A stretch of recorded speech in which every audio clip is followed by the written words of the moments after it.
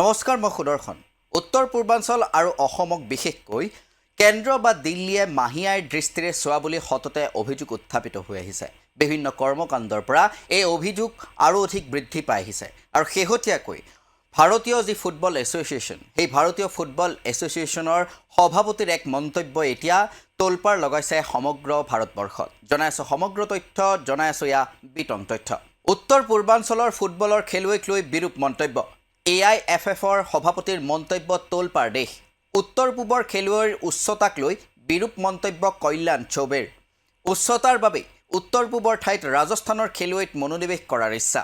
হয়, আপুনি ঠিকেই শুনিছে। শেহতীয়াকৈ AIFFৰ সভাপতি বা প্ৰেছিডেণ্ট কল্যাণ চৌবে এটা মন্তব্য কৰিছে। সেই মন্তব্যটো হৈছে উত্তৰ পূবৰ খেলুৱৈ আৰু ৰাজস্থানৰ খেলুৱৈক উদ্দেশ্যি। উত্তৰ পূবৰ খেলুৱৈসকল যি স্কিলছ অৰ্থাৎ যি কুশলতা, সেই কুশলতা আছে আৰু গতি আছে অৰ্থাৎ স্পীড আছে, কিন্তু তেওঁলোকৰ উচ্চতা কম বুলি মন্তব্য কৰিছে, যিয়ে আন্তঃৰাষ্ট্ৰীয় খেলসমূহত এক ডিছএডভান্টেজ বা এক সমস্যাদায়ক কথা হ'ব পাৰে বুলি তেওঁ মন্তব্য কৰে। আৰু সেইবাবে এতিয়া ৰাজস্থানৰ খেলুৱৈসকলক দলত ভৰ্তি কৰি বা ৰাজস্থানৰ খেলুৱৈসকলৰ যি উন্নতি, সেই উন্নতিৰ বাবে এতিয়া মনোনিৱেশ কৰাৰ প্ৰসংগত মন্তব্য কৰিছে কল্যাণ চৌবে। আৰু এই মন্তব্য কৰাৰ পাছতেই পুনৰ এবাৰ প্ৰশ্ন উঠিছে যে কেন্দ্ৰ বা দিল্লীয়ে উত্তৰ পূৰ্বাঞ্চল আৰু অসমক মাহীয়াইৰ দৃষ্টিৰে চোৱাৰ যি অভিযোগ উত্থাপন হৈছিল, এতিয়া ফুটবলৰ প্ৰেক্ষাপটতো উত্তৰ পূবৰ খেলুৱৈক, অসমৰ খেলুৱৈক এতিয়া মাহীয়াইৰ দৃষ্টিৰে চোৱা হৈছে নেকি? এই প্ৰশ্ন এতিয়া সকলোতে চৰ্চিত।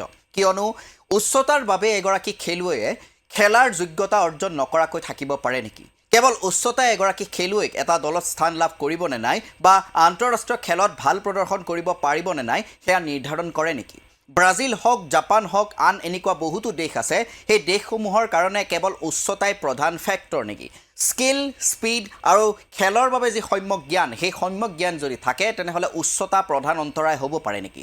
বা ফুটবলৰ প্ৰেক্ষাপটত যি প্ৰি ৰিকুৱাইজাৰ্ড অৰ্থাৎ প্ৰাথমিক যি চৰ্ত, সেই প্ৰাথমিক চৰ্ত কেৱল উচ্চতা হ'ব পাৰে নেকি?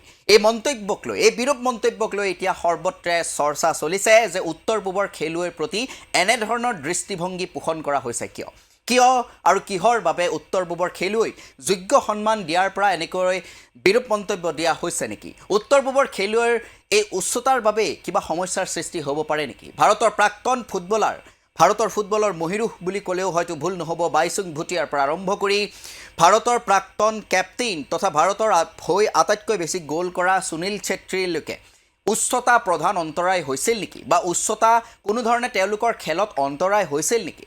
উচ্চতাৰ বাবে কোনো ডাঙৰ খেলুৱৈও আজিলৈকে ভাল প্ৰদৰ্শন কৰিব পৰা নাই নেকি? পেলেৰ পৰা আৰম্ভ কৰি মাৰাডোনালৈকে আৰু শেহতীয়াকৈ লায়নেল মেছিলৈকে কেৱল উচ্চতাই তেওঁলোকৰ খেলৰ প্ৰধান ফেক্টৰ নেকি?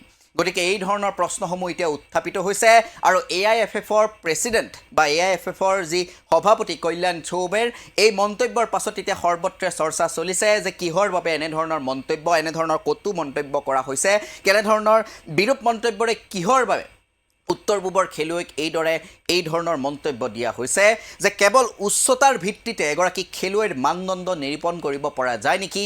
এই প্ৰশ্ন এতিয়া সৰ্বাধিক চৰ্চিত প্ৰশ্ন।